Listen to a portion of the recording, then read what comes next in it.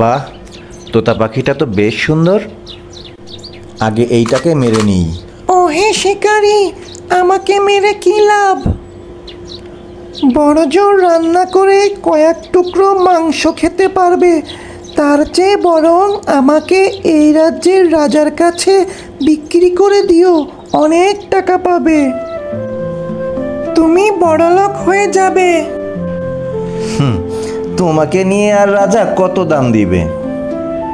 তুমি আমার কথা বিশ্বাস করে দেখতে পারো, আমার দামের কথা আমি নিজেই রাজাকে বলবো, তোমাকে কোনো কথাই বলতে হবে না। ঠিক আছে, তোমার কথা মতোই চলবো। দেখি বিশ্বাসের মূল্য কতটা পাই।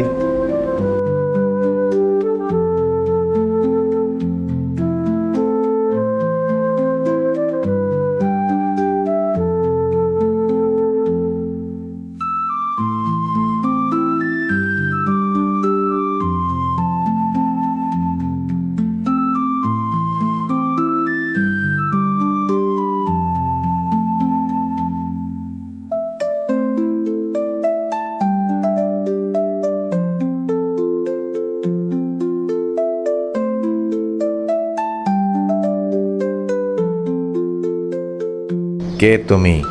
এখানে কি চাও? আমি একজন শিকারী মহারাজ।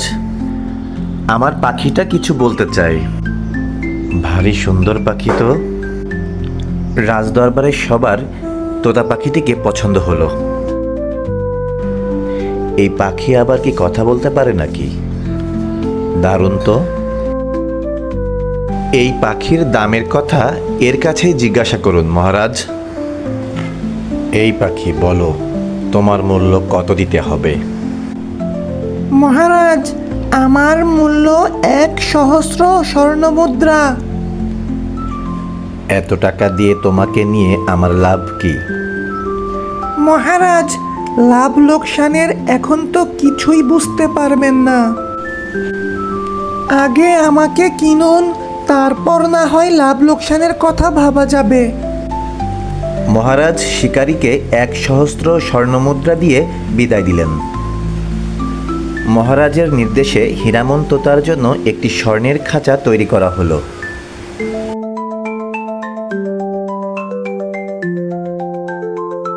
খাঁচাটি মহারাজের সিংহাসনের পাশে রাখার আদেশ দিলেন। দিনে দিনে মহারাজ পাখিটিকে যতই দেখছেন ততই মুগ্ধ হচ্ছেন।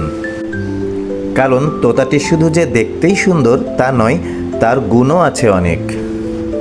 মহারাজের যখন মন খারাপ লাগতো তখন তোতাটি সুন্দর সুন্দর গান গেয়ে মহারাজের মন উৎফুল্ল করে তুলত, শাস্ত্রের কথা বলতো এবং নানা রকম উপদেশ দিত। খুবই স্বল্প মূল্যে আমি এই দুষ্প্রাপ্য জিনিস সংগ্রহ করেছি।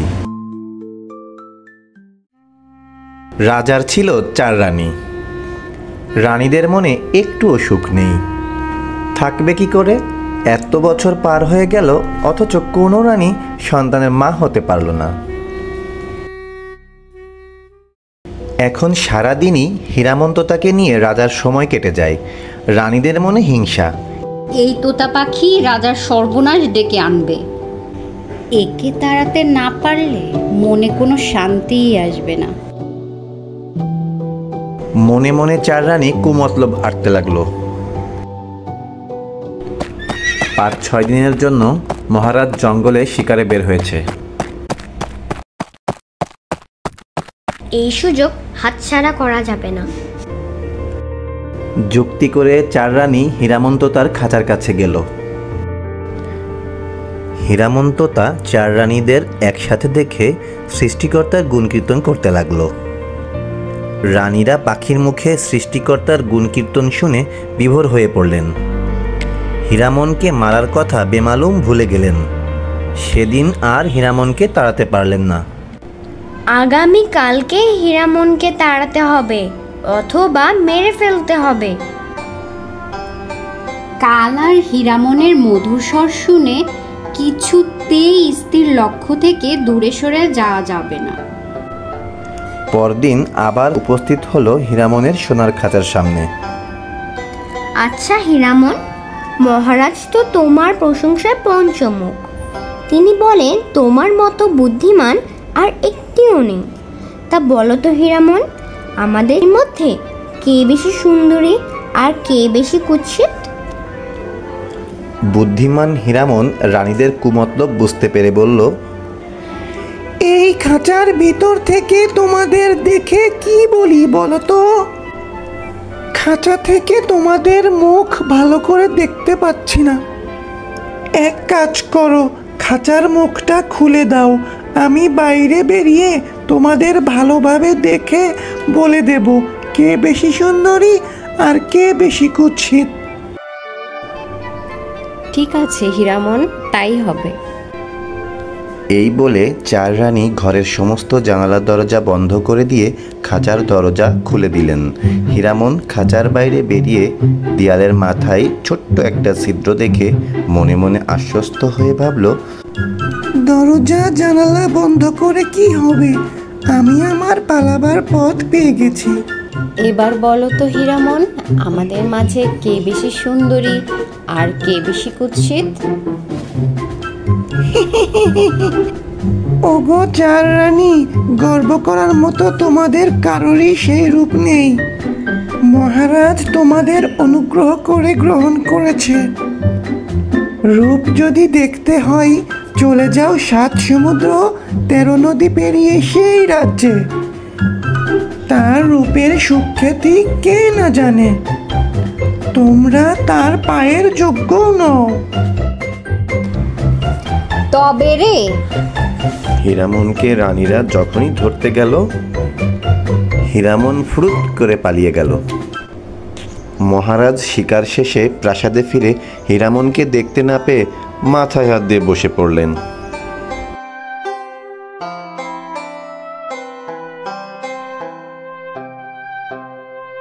কোথায় গেল হীরামন?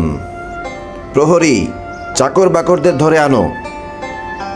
কিন্তু তারা জানবেই বা কি করে হীরামন কোথায়?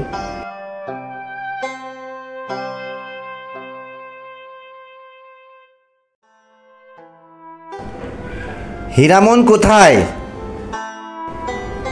রাজার হুঙ্কারে তারা ঠকঠক করে কাঁপতে থাকলো। এক্ষুনি হীরামনকে খুঁজে বার করো। মহারাজ, আমরা কি করে জানবো হীরামনের খবর? আমরা ভুলেও কখনো আপনার প্রাসাদের অন্দরে প্রবেশ করিনি। রাজা তখন ডেকে পাঠালেন রানীদের।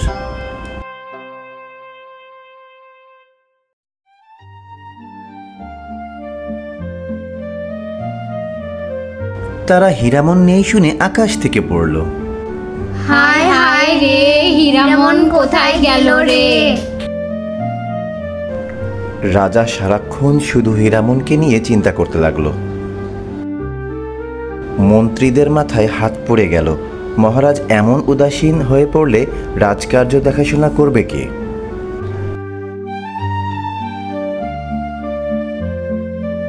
শেষ পর্যন্ত মন্ত্রীরা আলোচনা করল, ঢোল পিটিয়ে এলাকায় জানিয়ে দাও, যে ব্যক্তি মহারাজের হীরামন্ততা ফিরিয়ে দিতে পারবে তাকে 500 স্বর্ণমুদ্রা পুরস্কৃত করা হবে।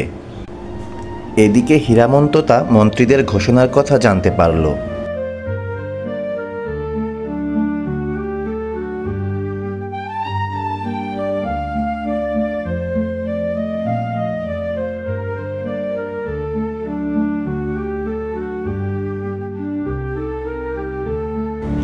ও কাঠুরে ভাই, আমি মহারাজের হীরামন। তুমি কি পুরস্কার ঘোষণা শুনেছ? আমাকে মহারাজের কাছে পৌঁছে দিলে 500 স্বর্ণমুদ্রা উপহার পাবে। দেখবে তোমার দুঃখ দূর হয়ে যাবে, আর কষ্ট করে কাঠ কাটতে হবে না। হীরামন তোতার কথা শুনে বৃদ্ধ কাঠুরে খুশি হয়ে গেল।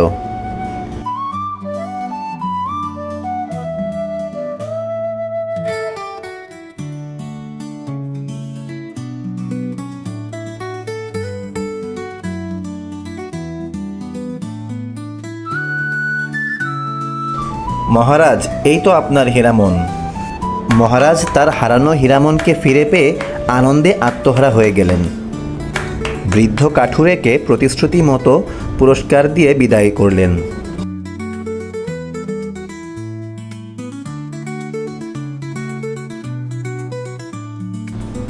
সোনা পাখি, তুমি আমাকে ছেড়ে কোথায় চলে গিয়েছিলে?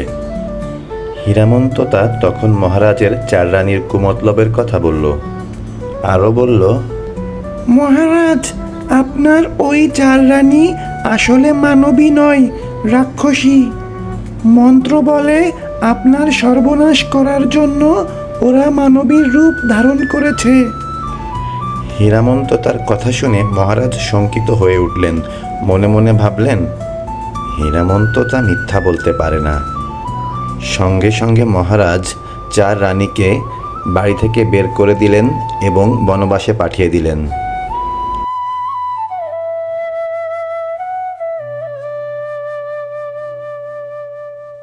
সোনা পাখি, বিপদে তুমিই আমার প্রকৃত বন্ধু। মহারাজ সিংহাসনে চুপচাপ মনমরা হয়ে বসে আছেন। মহারাজ, আপনাকে বিমর্ষ দেখাচ্ছে কেন? কিছুই ভালো লাগে না হীরামন। সংসারে আমি এখন সম্পূর্ণ একা হয়ে গেছি। ও, এই কথা? তার জন্য এত ভেঙে পড়ার কি আছে? আপনার মন মতো মানুষ আমি আগে থেকেই ভেবে রেখেছি। আমি নিয়ে আসব নতুন রানীকে। কে সে হীরামন? কোথায় নিবাস? 7 সমুদ্র 13 নদীর পারে আমি আপনাকে নিয়ে যাব সেই স্বর্ণকেশী গৌরবর্ণা রূপবতী রাজকন্যার কাছে। তবে একটা শর্ত আছে। কি শর্ত হীরামন? আমি যে কোনো শর্তের জন্য তৈরি। মহারাজ, আমার প্রথম প্রয়োজন একটি পঙ্খিরাজ ঘোড়া। পঙ্খিরাজ ঘোড়ায় চড়ে আমরা অল্প সময়ের মধ্যেই পৌঁছে যাব। এক্ষুনি আমার একটা পঙ্খিরাজ ঘোড়া চাই। পঙ্খিরাজ ঘোড়া? সে আমি কোথায় পাবো হীরামন? আমার আস্তাবলে অনেক ঘোড়া আছে, তুমি তার মধ্যে যে কোনো ঘোড়া বেছে নিতে পারো। ঠিক আছে, চলুন আস্তাবলে।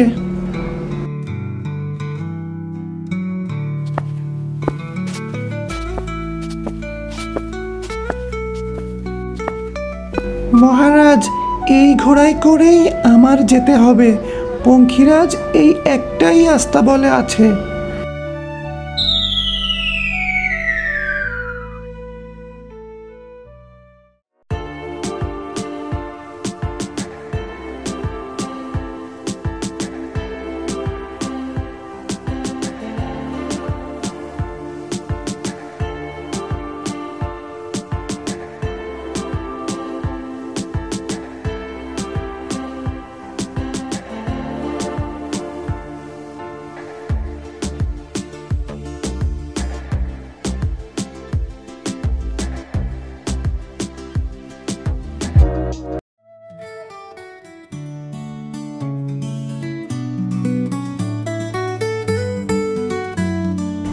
মহারাজ, এই তো সেই রাজকন্যা।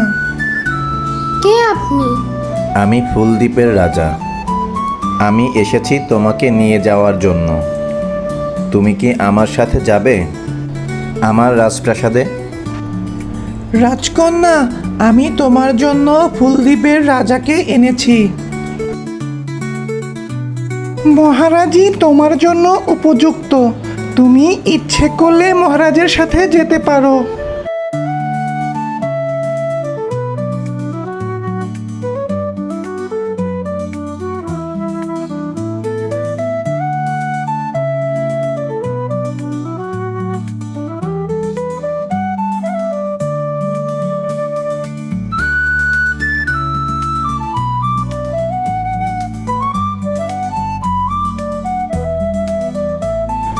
প্রাসাদে ফিরে এসে মহারাজ হীরামনের পছন্দ মতো সেই সুন্দরী রাজকন্যাকে বিয়ে করলেন এবং তারা সুখে শান্তিতে বসবাস করতে লাগলেন।